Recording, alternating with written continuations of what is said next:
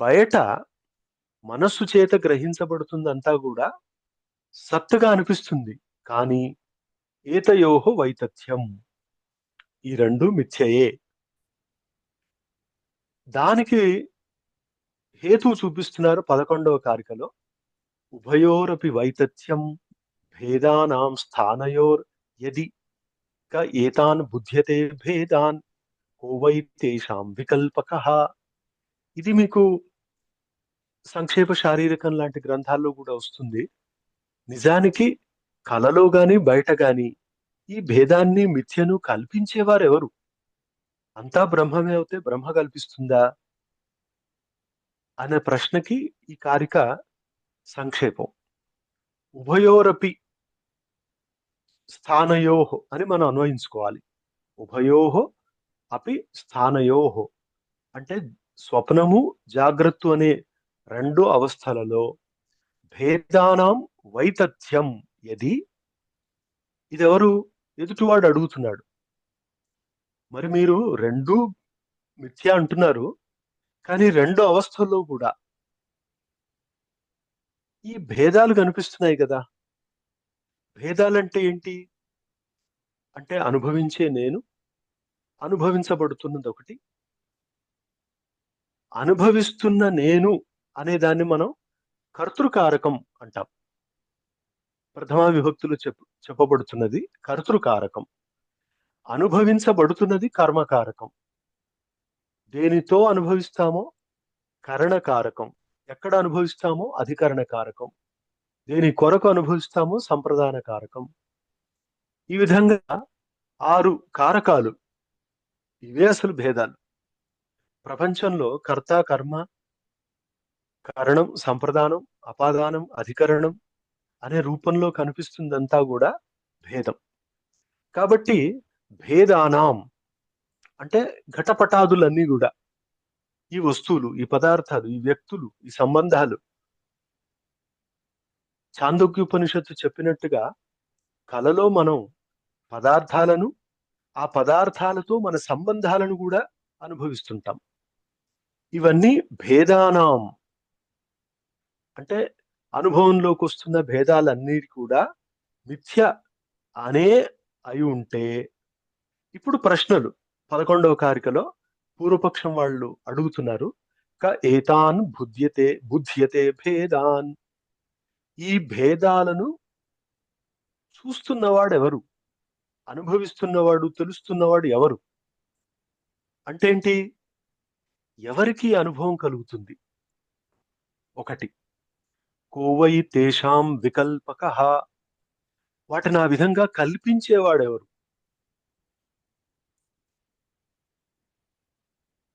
ఈ ద్వైత ప్రపంచం అనుభవంలోకి వస్తుంది, కానీ ద్వైత ప్రపంచం మిథ్య అయితే అసలు ఈ బ్రహ్మ అనబడుతున్న ఆత్మ దీన్ని ఎందుకు అసలు గ్రహించాలి? ఒకటి. దీన్ని బయట ఉన్నట్టుగా ప్రొజెక్ట్ చేస్తుంది ఎవరు? వికల్పకః కః అని ప్రశ్నలు. దానికి సమాధానం 12వది. కల్పయతి ఆత్మనాత్మానం ఆత్మాదేవ స్వమాయయా. ఇది సిద్ధాంతం. ఏమంటే కల్పయతి, మీరు అడిగారు కదా ఎవరు కల్పిస్తున్నారని, దానికి మా సమాధానం ఆత్మనా ఆత్మానం. తనను తానే కల్పించుకుంటున్నాడు. అంటే ఆత్మ ఆత్మానం కల్పయతి. మరి ఈ ఆత్మ ఎవరు అంటే ఆత్మ దేవః. ఆత్మ అనేది దేవః. దేవ శబ్దం దివు ధాతువు నుంచి వస్తుంది. సంస్కృతంలో దివు స్వప్న, కాంతి, మద, గతి ఈ అర్థాల్లో వస్తుంది. దీవ్యతి అనే రూపం. దానికి దేవః అని అంటే ప్రకాశించునది అనే అర్థం. ఆత్మ దేవః. ఆత్మ అనేది స్వప్రకాశం. స్వప్రకాశం అంటే తానే ప్రకాశించున్నది అని. దీనికి ఒక 13 వికల్పాలు చిత్సుఖి గ్రంథంలో వస్తాయి. అసలు స్వప్రకాశం అంటే ఏంటి? తానే ప్రకాశమనా? తాను ప్రకాశిస్తుంది అనా? తనకంటే వేరొక ప్రకాశం లేదనా? లేదా వేరొక చిత్తవృత్తి చేత ప్రకాశింపబడదు అనా? లేదా వ్యవహార యోగ్యమనా? ఈ విధంగా వికల్పాలు చూపించబడ్డాయి. ఇక్కడ దేవః ఆత్మ అంటే ప్రకాశించున్నదైన ఆత్మ ఆత్మన ఆత్మానం కల్పయతి. తానే ఇది కల్పిస్తుంది. తాను కల్పించడానికి ఏదైనా ఉపకరణం కావాలి కదా, సాధనం కావాలి కదా అనంటే అది స్వమాయయా అని. దేని చేత కల్పిస్తుంది అంటే స్వమాయయా, తన మాయ చేత. కాబట్టి ఇక్కడ ఆత్మ అనబడే బ్రహ్మం, మాయ ఈ ద్వైతం. ఆత్మ అనేది అద్వైతం, జగత్ అనేది ద్వైతం. ఈ రెండిటి మధ్యలో ఉన్న ఈ మాయ అనిర్వచనీయం అని మనవాళ్ళు సిద్ధాంతం చేశారు. మాయని మీరు సత్ అంటారా అంటే అనడం కుదరదు. సత్ అనేది బ్రహ్మ, మూడు కాలాల్లో ఉండేది. మాయ కూడా మూడు కాలాల్లో ఉంటుంది కదా అనంటే అది మూడు కాలాల్లో ఉండేదైతే ఎప్పుడు తొలగిపోదు. తొలగిపోకపోతే ఈ జగత్తు ఎప్పుడు ఇలాగే ఉంటుంది, మనం ఇలాగే బంధనంలో ఉంటాం, మోక్షం కుదరదు. కాబట్టి మాయ అనేది ఎప్పుడప్పుడు తొలగిపోయేది అవ్వాలి. ఎవరికి తొలగిపోతే వాళ్ళకు మోక్షం. ఏకజీవవాదంలో ఎవరికి తొలగిపోయినా అందరికీ మోక్షం. రెండు పక్షాలు మనకు అప్పయ్య దీక్షితుల వారు చూపించారు. అది ఈ వాక్యంలో చూడవచ్చు. మాయ ద్వారా ఇదంతా కల్పించబడుతుంది. ఈ మాయ అనేది ఒక శక్తి అని వల్లభాచార్యుల వారి శ్రీ శుద్ధాద్వైతంలో ఉంది. ఆశ్చర్యం ఏంటంటే ఉపనిషద్ భాష్యంలో శంకరాచార్యుల వారు మాయని శక్తిగా చెప్పి శక్తి శక్తి మతోరభేదాత్ అని కూడా అన్నారు. అంటే అసలు నిజానికి మాయ ఎక్కడిది ఎవరిది అని చెప్పడం కుదరదు. కానీ బ్రహ్మని ఆశ్రయించి మాయ, జీవుణ్ణి ఆశ్రయించి అవిద్య ఉన్నందువల్ల అది ఆయన శక్తి అని చెప్పారు. ఇది కూడా శక్తియే. ఆవరణ శక్తి, విక్షేప శక్తి అనే అంటాం మనం. సో దీనివల్ల జీవుడు బంధంలో ఉంటాడు. అంటే జీవుడికి వాస్తవాన్ని తెలియజేయని ఒక శక్తి, వాస్తవం తెలియకుండా ఉంచుతూ అవాస్తవమైంది ఏదో చూపించడం, అది విక్షేపం. ఈ రెండు శక్తులు ఉంటాయి. మనకు ఉన్నది తెలియకుండా చేసేది ఒకటి, లేనిది ఉన్నట్టుగా చూపించేది ఒకటి. ఈ రెండు శక్తులు అని చెప్పారు మన వాళ్ళు. అయితే ఈ మాయ అనే దాని ద్వారా ఈ సృష్టి కలుగుతుంది అని భావిస్తే మాయ అవసరం లేకుండానే జగత్తును సృష్టించడం పరమేశ్వరుడి లీల అని వల్లభాచార్యుడు భావించారు. వైష్ణవ సంప్రదాయంలో, శ్రీ వైష్ణవ అంటే మన భగవద్ రామానుజుల సంప్రదాయంలో ఇదంతా సృష్టి లీల మాత్రమే. ఆ లీల అనేది రెండు రకాలని భాగవతం 12వ స్కంధం చివర్లో వస్తుంది. వాస్తవి వ్యావహారికి ద్వివిధాచ లీలేయం అని. రెండు రకాల లీల మనకు అనుభవంలోకి వస్తున్న ఈ భూమి, ఆకాశం, నీరు, నిప్పు, గాలి, నక్షత్రాలు, ఇదంతా విస్తృతమైన బ్రహ్మాండం. ఇదంతా వ్యావహారిక లీల. తర్వాత వైకుంఠంలో భగవంతుడితో ఉంటూ గ్రహించే లీల అనేది అది వాస్తవమైంది, అది దివ్య లీల అని ఈ రకంగా వివరించుకున్నారు. మొత్తానికి మాయ అనేది లేకుండా బ్రహ్మ జగత్తుని సృజించదు అనేది ఒకటి మనం తెలుసుకోవాలి.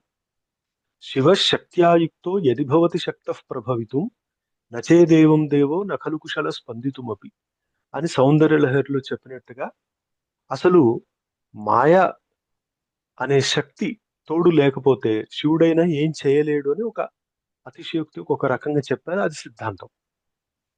ఎందుకు అంటే బ్రహ్మ కర్త కాదు అని ఉపనిషత్తులు చెప్తున్నాయి. మళ్ళీ కర్తృత్వాన్ని మనం ఎలా ఆపాదించగలం? ఉపనిషత్తులను పట్టి మనం నిర్ధారిస్తే బ్రహ్మ ఏ కర్తృత్వం లేనిది, క్రియ లేనిది, బ్రహ్మలో క్రియ ఉండదు అని. మరి క్రియ ఉన్నట్టుగా కనిపిస్తుంది కదా, అంటే అదంతా ప్రకృతిది అని.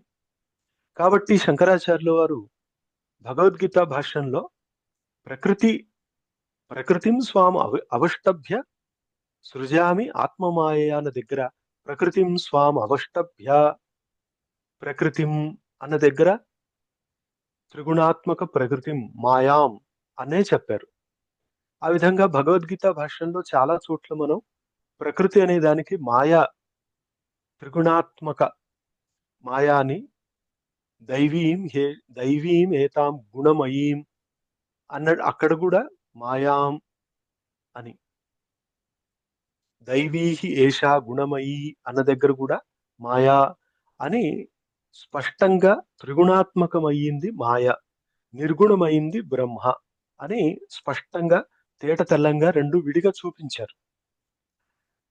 ఈ విధంగా 12వ శ్లోకంలో లేదా కారికలో స్వప్రకాశమైన ఆత్మ తన మాయ చేత స్వమాయ అన్నారు. స్వ అనే శబ్దం చేత స్వాధీనమైన మాయ అనే చెప్పుకోవాలి, స్వాశ్రయమైన మాయ. మీరు వేదాంత పరిభాష మొదట్లో కూడా ఇదే చూసుకోవచ్చండి.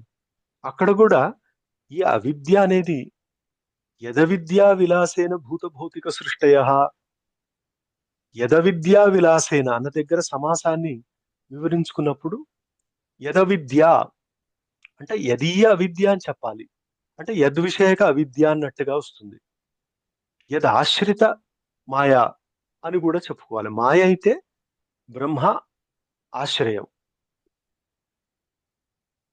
అవిద్య అంటే బ్రహ్మ విషయం. ఈ విధంగా ఇక్కడ అలాంటి స్వప్రకాశమైన ఆత్మ తన మాయ చేత ఈ రకాల ద్వైత ప్రపంచాన్ని కల్పిస్తుంది. మరి ఎవరు వీటిని గ్రహిస్తుంది? ద్వైతం ఉందొకటి అని. సయేవ బుధ్యతే అంటే సహ ఏవ అంటే దేవ ఆత్మ ఏవ, బుధ్యతే అంటే బుధ్యతి అదే గ్రహిస్తుంది. దేన్ని? భేదాన్ ఈ ద్వైత ప్రపంచాన్ని.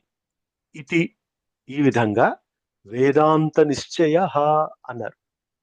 ఇది వేదాంత నిశ్చయం. వేదాంతం అంటే ఉపనిషత్తులు, ఉపనిషత్తుల నిశ్చయం అంటే నిర్ధారించిన విషయం. ఏంటి అంటే ఆత్మ తన మాయ చేత దీన్నంతా కల్పిస్తూ తానే గ్రహిస్తూ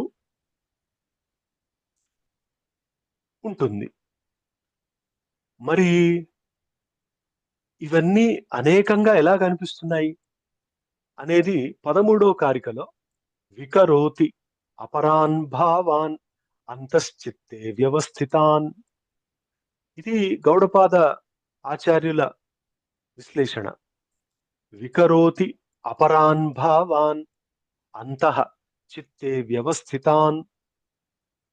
కొంత తేడా స్వప్నావస్థలోని పదార్థాలకి జాగ్రత్త అవస్థలోని పదార్థాలకి కొంత తేడా ఏంటంటే, అంతః అంటే తనలో స్వప్నావస్థలో, చిత్తే వ్యవస్థితాన్ తన కేవలం మనస్సులో వాసనా రూపంలో ఉన్న వాటన్నిటిని, వేటిని? భావాన్ అన్ని పదార్థాలను, వికరోతి అపరాన్ కేవలం అవి వేరే పదార్థాలు అన్నట్టుగా చూపిస్తుంది. అక్కడ అవి ఉన్నవి ఎక్కడ అంటే మనస్సులో. అదే నియతాంశ్చ బహిశ్చిత్తే ఏవం కల్పయతే ప్రభు. ఆ చిత్తంలో ఉన్నవే వాటిని స్వప్నావస్థలో విడిగా ఉన్నట్టుగా చూపిస్తుంది.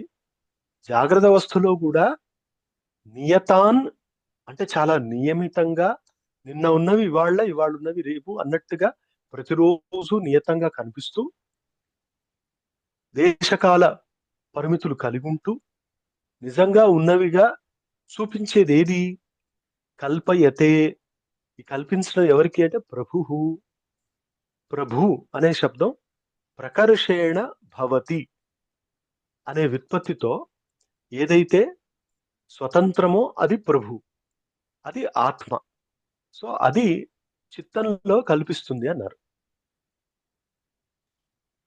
ఇప్పుడు మనం సాధారణంగా గమనిస్తే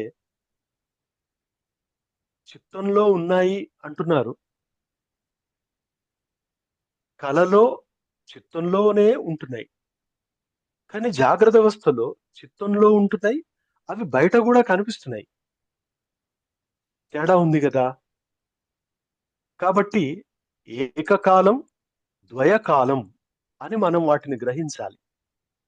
ఏకకాలం స్వప్నంలో, ద్వయకాలం జాగ్రత్తలో అని చెప్పాలి. చిత్తకాలాహి ఏ అంతః తు ద్వయకాలాశ్చ ఏ బహిః.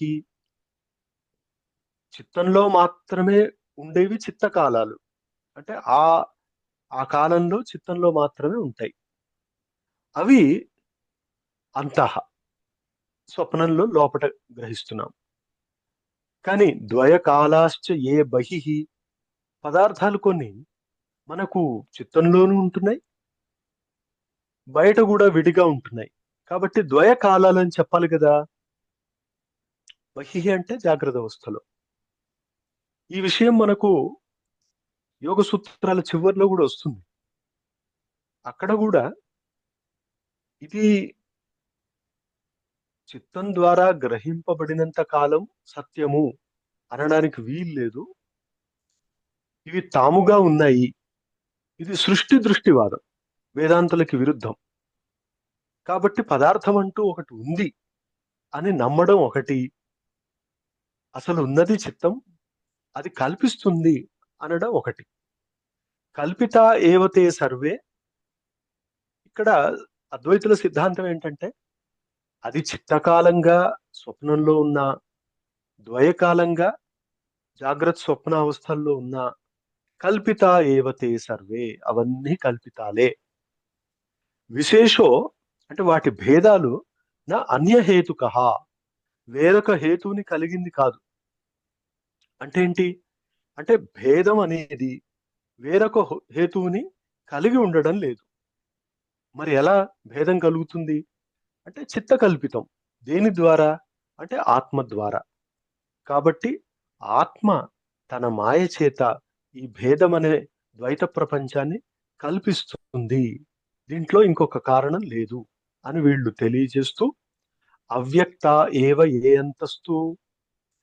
మరి అంతః అంటే స్వప్నావస్థలో, ఏ అంటే ఏవైతే, అవ్యక్త ఏవ బయట వ్యక్తం కాదు కదా, అవ్యక్తమే, అవ్యక్తంగా ఉన్నాయో, చ అదేవిధంగా స్ఫుటా ఏవ ఏ బహిః, జాగ్రత్త అవస్థలో ఏవైతే స్ఫుటంగా, స్వప్నావస్థలో అవ్యక్తంగా ఉంటున్నాయో, ఈ పదార్థాలన్నీ కూడా అంటే స్వప్నావస్థలో అనుభవిస్తున్న పదార్థాలు, జాగ్రత్త అవస్థలో అనుభవిస్తున్న పదార్థాలు, ఇలా పదార్థాలన్నీ కూడా కల్పిత ఏవతే సర్వే విశేషస్త్వింద్రియాంతరే. ఏం లేదు, ఇవన్నీ కల్పితాలే. 14వ కారికలో ఇదే వచ్చింది, ఇక్కడ కూడా అదే, కల్పిత ఏవతే సర్వే. మరి విశేషం అంటే ఇంద్రియ అంతరే, కేవలం అంతరింద్రియంతో గ్రహిస్తే కల, బహిరింద్రియాలు కూడా జోడిస్తే జాగ్రత్త. ఇదే వీటి భేదం. మరి కల్పన అనేది ఎలా కలుగుతుంది, దాని క్రమం ఏంటి, హైరార్కీ అంటే 16వ కారికలో జీవం కల్పయతే పూర్వం. పూర్వం అంటే మొట్టమొదట ఎవరిని కల్పించాలంటే జీవం. ఒక జీవుడు అన్నట్టు ఒకటి ఉంది అని కల్పించాలి.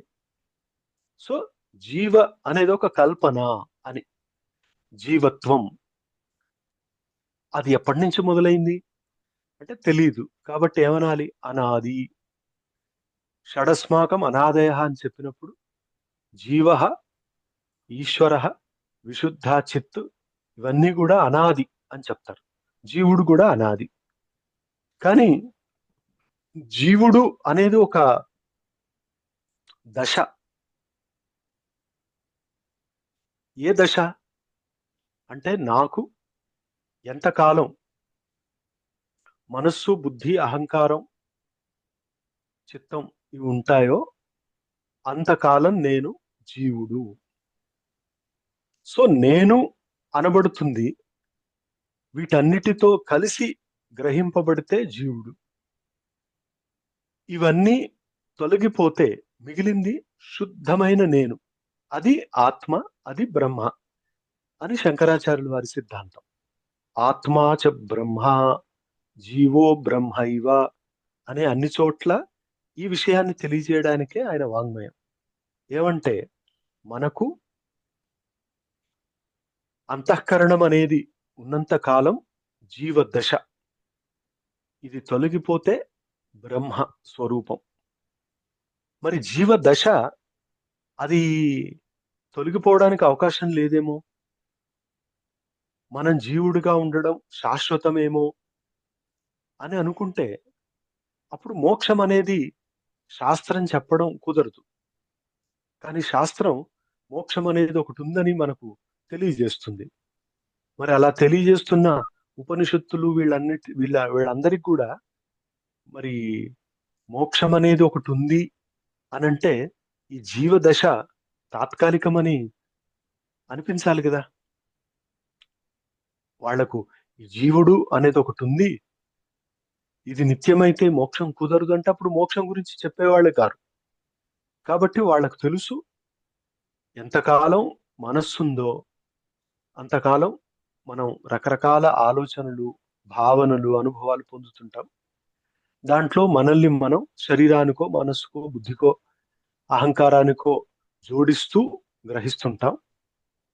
కాబట్టి దీన్నంతా చూపించే మనస్సు అనేది తొలగిపోతే అప్పుడు మిగిలేది చైతన్యమే కదా, అదే బ్రహ్మ. కాబట్టి నేను అని ఇంతవరకు ఉన్నది అప్పుడు బ్రహ్మలో లయిస్తుంది, బ్రహ్మగా మిగిలిపోతుందని చెప్పొచ్చు. ఈ విధంగా చెప్పారు మనవాళ్ళు అద్వైత వేదాంతంలో. మిగతా వేదాంతాల్లో జీవుడు బ్రహ్మగా మారడం కుదరదు అని వాళ్ళు భావించడం వల్ల జీవుడు బ్రహ్మతో ఉండడమో, బ్రహ్మలాంటి రూపంలో ఉండడమో, బ్రహ్మ లోకంలో ఉండడమో, ఈ రకంగా ఏదో ఒక అవస్థని మోక్షంగా వాళ్ళు చెప్పుకున్నారు. ఈ విధంగా మనం మతభేదాన్ని చూడొచ్చు. కాబట్టి ఇక్కడ ఏమంటారంటే ముందు జీవుడు అనే దాన్ని కల్పించి తతో భావాన్ పృథక్ విధాన్, ఆ తర్వాత పృథక్ విధాన్ అనేక రకాల భావాన్ పదార్థాలని కల్పిస్తున్నారు. ఎలాంటి పదార్థాలు? బాహ్యాన్ ఆధ్యాత్మికాంశ్చైవ, బయట పదార్థాలు, లోపటి పదార్థాలు. లోపటి అంటే కేవలం మనకు అనుభవంలోకి వచ్చి, బయటి వెంటే అందరికీ అనుభవంలోకి వచ్చి, వీటన్నిటిని కల్పిస్తున్నారు. ఈ కల్పించడం ఎవరికి అంటే దేవ ఆత్మ అనే చెప్పారు, మాయ చేత. అయితే ఇది ఎలా కుదురుతుంది అంటే యథా విద్య తథా స్మృతి అని. అంటే మనందరికీ ఏది అనుభవంలోకి వస్తుందో అదే గుర్తుకొస్తుంది. అంటే అనుభవం, దాన్ని బట్టి స్మృతి. కాకపోతే తేడా ఏంటంటే అనుభవంలోని విషయం అంతా రావచ్చు, కొంత గుర్తుకు రావచ్చు, అంతకు మించి మాత్రం రాదు. గృహీత గ్రాహిణి స్మృతి అని యోగ భాష్యంలో చెప్పినప్పుడు మనం ముందు గ్రహించిన దానినే మళ్ళీ గ్రహించే చిత్తవృత్తికి స్మృతి అని పేరు. యోగ సూత్రాల ప్రకారం స్మృతి అనేది ఒక చిత్తవృత్తి. ప్రమాణ విపర్య వికల్ప నిద్ర స్మృతయ అని 5వ చిత్తవృత్తిగా స్మృతిని ఉల్లేఖించారు. యథా విద్య తథా స్మృతి. ప్రపంచంలో కూడా మనం గమనించవచ్చు, అనుభవాన్ని బట్టి స్మృతి. దేన్ని ఎక్కడ ఎంత అనుభవిస్తామో కొంత అటు ఇటుగా అదే విషయాన్ని అనుభవిస్తే అది స్మృతి అవుతుంది. దీన్ని న్యాయశాస్త్రంలో సంస్కార మాత్రజన్యం జ్ఞానం స్మృతి అని చెప్పారు. అంటే సంస్కారం వల్ల మాత్రమే కలిగే జ్ఞానం. ఇది సంస్కార జన్యత్వం అనేది చాలా ముఖ్యం. కాకపోతే సంస్కార జన్యం అనేది ప్రత్యభిజ్ఞాన జ్ఞానం కూడా, అది కూడా సంస్కార జన్యం. కాకపోతే మనం దాన్ని విడదీసుకోవడానికి సంస్కార మాత్ర అనే ఒక శబ్దాన్ని పడిస్తే ఇది స్మృతి లక్షణం అయిపోతుంది. మాత్ర శబ్దం వేయకపోతే ప్రత్యభిజ్ఞ లక్షణం కూడా అవ్వచ్చు. అలాంటి స్మృతి విషయం మాత్రం ఎంత అనుభవమో, ఏది అనుభవమో దాని స్మృతి అనేది విషయం. ఈ రకంగా 16వ కారికలో చెప్పి అనిశ్చిత యథారజ్జురంధకారే వికల్పిత, ఇదొక్కసారి ఉదాహరణతో పోలుస్తున్నారు 17వ దాంట్లో. యథా ఏ విధంగానైతే, రజ్జుహు తాడు, అంధకారే చీకట్లో, అనిశ్చిత అంటే నిశ్చయంగా తెలియదు కాబట్టి, వికల్పిత తాడే అక్కడ ఉన్నది కానీ మనకు చీకటి వల్ల తెలియకపోవడం వల్ల వికల్పిత, అనేక విధాలుగా మనం కల్పించాం. ఇక్కడ కల్పించడం అనేది ప్రపంచంలోని పదార్థాలకి, భ్రమలోని పదార్థాలకి సమానం. భ్రమ దగ్గర అంటే భ్రమ జరిగే చోట కల్పిస్తున్నాం మనం. ఏది కల్పిస్తుంది? మనస్సు. మనం అంటే మనస్సు. ఏది అంటే అక్కడున్న తాడును చూసి పామని అనుకోవచ్చు, లేదా పూల దండ పడేశారనుకోవచ్చు, లేదా నీటి ధార అనుకోవచ్చు, ఏదో ఒకటి. ఇలా రకరకాలుగా కల్పించడమే వికల్ప అంటారు. వికల్ప అనే శబ్దం న్యాయసూత్రంలో కూడా వచ్చినప్పుడు దానికి భాష్యకారులు రెండు రకాల అర్థాలు చెప్తారు. ఒకటి స్వరూపం చేత, ఒకటి ప్రకారం చేత అని. అప్పుడు విరుద్ధ కల్ప అని చెప్పొచ్చు, వివిధ కల్ప వికల్ప అని కూడా చెప్పుకోవచ్చు. అంటే రెండు రకాలు, విరుద్ధము లేదా వివిధ. వివిధ అనేది ప్రకారం ద్వారా, విరుద్ధ అనేది స్వభావం ద్వారా. అలా మనం రెండర్థాన్ని కూడా అక్కడక్కడ చూస్తాం. ఇక్కడ వికల్పము ఏది అంటే, ఉన్నది తాడు కానీ అంధకారంలో అది అని తెలియనందువల్ల అక్కడ రకరకాలుగా మనం కల్పించాం, వికల్పిత.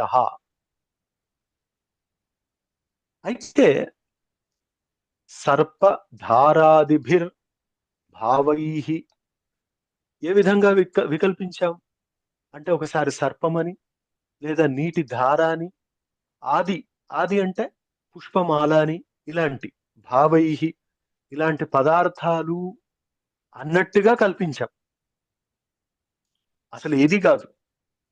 కానీ సాదృశ్యం అనేది ఒకటి ఉండడం వల్ల, అంటే పోలిక దానిలాగానే ఉండడం వల్ల తాడును చూసి మనం వేరొకటి అని అనుకోవడానికి అవకాశం ఉంది. ఇది ఒక పెద్ద విషయం. ప్రపంచంలో మనం ఒకవేళ భ్రమ జరిగే చోటున సాదృశ్యం వల్ల మనం కల్పిస్తున్నాం, భ్రమ పొందుతున్నాం అనంటే, మరి బ్రహ్మ ఒకటే కదా. ఆ ఒకటైన బ్రహ్మ తెలియనందువల్ల మనం అనేక పదార్థాలని కల్పిస్తున్నాము అనంటే, ఆ అనేక పదార్థాలు ఎప్పుడో ఒకప్పుడు అనుభవంలోకి రావాలి కదా. అంటే ఎక్కడో ఒక చోట ఉండి ఉండాలి కదా అన్న సందేహం కలుగుతుంది. శంకరాచార్యుల వారు అధ్యాస భాష్యంలో ఒక రకంగా దీన్ని సూచిస్తూ అంటారు, అసలు భ్రమ కలగడానికి రెండు పదార్థాలు ఉండాలన్న అవసరం లేదు. ఒకటున్నా రెండవది ఏమాత్రం లేకున్నా కల్పించడం మాత్రం ఉంది. అది ఎలాగా అంటే, నీలం నభః అన్నారు. అంటే ఆకాశం నీలంగా ఉంది అనేది ఇంకెక్కడ చూసాం మనం? లేదా ఈ నీలము అనేది ఆకాశాన్ని విడిచి స్వయంగా ఉంటుందా? ఉండదు. అది ఏదో ఒక పదార్థాన్ని ఆశ్రయించి ఉండేది. అయినా మొదటిసారి మనం ఆకాశాన్ని చూసినప్పుడు వెంటనే నీలంగా కనిపించడం, దానివల్ల నీలం అని చెప్పడం, అంతే. ఇది కల్పన. అప్పుడు అంటారు తద్వత్, అంటే ఏ విధంగానైతే తాడు వాస్తవంగా ఉన్నప్పటికీ దాని మీద ఆరోపణ కల్పన చేస్తున్నామో, తద్వత్ అదే విధంగా ఆత్మ అంటే రజ్జు లాంటిది. రజ్జు అనేది ఆత్మ అనేది ఎలా సమానం అంటే వాస్తవ పదార్థం అనే ఉద్దేశంతో. అక్కడ తాడు అనేది ఒక వాస్తవ పదార్థం. దాని మీద రకరకాల కల్పన. ఆత్మ అనేది ఒకటి వాస్తవ పదార్థం. దాని మీద రకరకాల కల్పన. ఏ కల్పన? అంటే ఇన్ని పదార్థాలని కల్పన, జీవుడనే కల్పన, ఈశ్వరుడనే కల్పన, విరాట్ అని కల్పన, విశ్వం అని కల్పన, తైజసం అని కల్పన. అందుకోసమే శంకరాచార్యుల వారు మనీషా పంచకంలో శేషం జగత్ మయా కల్పితం అన్నారు. అంటే ఈశ్వరుడితో సహా అంతా మనస్సు కల్పించిందే అని.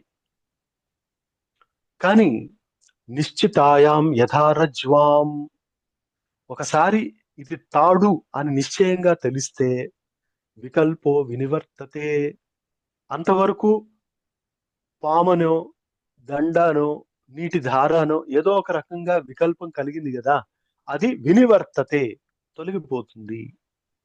రజ్జు రేవేతి చ అద్వైతం, ఇది వేరొకటి కాదు, తాను రజ్జు మాత్రమే అని నిర్ధారించడం అద్వైతం. దీన్ని మీరు ఆత్మ విషయంలో అన్వయిస్తే అన్నిటినీ కల్పించే చిత్తము ఆగిపోయిన తర్వాత మిగిలిన ఆత్మ లేదా చైతన్యం తానుగా ఉండడమే అద్వైతం. అప్పుడు ఆత్మ మాత్రమే ఉండడం వల్ల అంతవరకు దాని మీద ఆరోపించబడ్డ కల్పనలు అన్ని కూడా తొలగిపోవడం వల్ల అది అద్వైతం. తద్వత్ ఆత్మ వినిశ్చయ, ఈ విధంగా మనం ఆత్మ విషయంలో నిర్ధారణ చేసుకోవాలి. ఆత్మ నిశ్చయం ఇదనమాట. ఏంటి అంటే మనస్సు చేత కల్పించబడిందంతా కూడా తొలగిపోగానే మిగిలింది కేవలం శుద్ధమైన ఆత్మ అని. మరి ఆత్మ అన్నారు, బ్రహ్మ అనలేదు కదా. అంటే ఈ ఆత్మయే బ్రహ్మ, బ్రహ్మమే ఆత్మ. ఈ విషయం సరిగా పట్టని వాళ్ళు రకరకాలుగా వికల్పాలు పొంది, విప్రతిపత్తులు పొంది, శంక సమాధానాలు, వాదాలు వివాదాలు. ఏంటి అంటే వాళ్ళు అంటారు ఆత్మ అనేది కర్త భోక్త ద్రష్ట, బ్రహ్మ అనేది కాదు, కాబట్టి ఆత్మ బ్రహ్మ ఎలా అవుతుంది అని. అంటే శంకరాచార్యుల వారు ఏమన్నారు, మీరు ఆత్మయందు కర్తృత్వ భోక్తృత్వాన్ని చూసి వాటిని బ్రహ్మమందు చూపాలని అనుకుంటున్నారా? కానీ బ్రహ్మ అనేది కర్త భోక్త ద్రష్ట లాంటిది కాదు. కాబట్టి మీరు ఆత్మలోని గుణాలు బ్రహ్మమందు లేవు కాబట్టి బ్రహ్మ వేరు ఆత్మ వేరు అని అనుకుంటున్నారు. దానికంటే కూడా మంచి ఆలోచన ఏంటంటే అసలు బ్రహ్మలో లేనివి ఆత్మలో కనిపిస్తున్నాయంటే అది కల్పించబడినవి అని అని మీరు తెలుసుకోండి. ఇదొక ఆలోచన. సో ఆత్మలో ఉన్నట్టుగా కనిపిస్తున్నాయి, అవి ఆత్మకు చెందినవి కావు అని తెలుసుకోండి. అప్పుడు కర్తృత్వం భోక్తృత్వం ఇవన్నీ ఉండవు కదా. అంటే నైష్కర్మ్య సిద్ధిలో సురేశ్వరాచార్యుల వారి గ్రంథంలో ఒక మాట వస్తుంది, నేను కర్త భోక్త ద్రష్ట అయి ఉండగా నేను కాదు అని ఎలా అనుకోవాలి? నేను కాదు అనుకున్నంత మాత్రాన నా కర్తృత్వాది పోతాయా? అంటే దానికి బృహదారణ్యకంలోని ఒక మంత్రాన్ని ఉదాహరిస్తూ ఏం చెప్తారంటే ఆత్మ అనేది చైతన్యం, బ్రహ్మ కూడా చైతన్యం. చైతన్యం ఒకటే అయినప్పుడు దానిలో కనిపించే భేదం తాత్కాలికం, ఔపాధికం అని. పాండిత్యం నిర్విద్య బాల్యేన తిష్టాసేత్ అని, ఇంకా అథ ముని అని నిధిధ్యాసనం కూడా చూపించారు. అంటే శ్రవణ మనన నిధిధ్యాసనల్ని క్రమంగా చేసేవాడు నిధిధ్యాసనం వైపుకి వెళ్ళిపోయి తానుగా మాత్రమే ఉండే స్థితిలో ఆత్మ అనేది కర్త భోక్త ద్రష్ట కాని అవస్థలో తెలుస్తుంది అని. ఈ విధంగా ఆత్మ అనేది మాత్రమే అద్వితీయమైన తత్వం, అదే అద్వైతం. మిగతాదంతా ద్వైతం, అదంతా మనస్సు చేత కల్పితం. కల్పితం కాబట్టి తొలగిపోతుంది. తొలగిపోయేది మిథ్య. తాడు అనేది నిజంగా ఉన్నా దాని మీద మనస్సు చేత కల్పించబడ్డవి పాము, నీటి ధార, పూల దండ ఇలాంటివి. అవి ఎప్పుడో ఒకప్పుడు తొలగిపోతాయి. కాబట్టి మనస్సు చేత కల్పించబడ్డవి తర్వాత తొలగిపోయేవి మిథ్యా అనేది సిద్ధాంతం. సో ఇక్కడ మనం ఇంతవరకు చెప్పుకున్నాం 18వ కారిక వరకు. ఇక్కడ ఇంకా మనం ఆగేద్దామండి.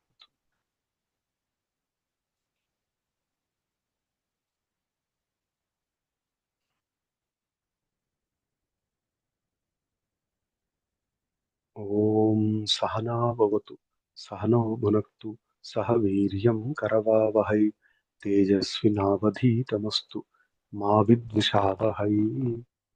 ఓం శాంతి శాంతి శాంతి. హరి ఓం. ధన్యవాదాలు గురుగారు. ధన్యవాదాలండి. రేపు కలుద్దామండి పొద్దున. ధన్యవాదాలు గురుగారు. ధన్యవాదాలు మహోదయ. ధన్యవాదాలండి. శుభదినం. నమస్కారం.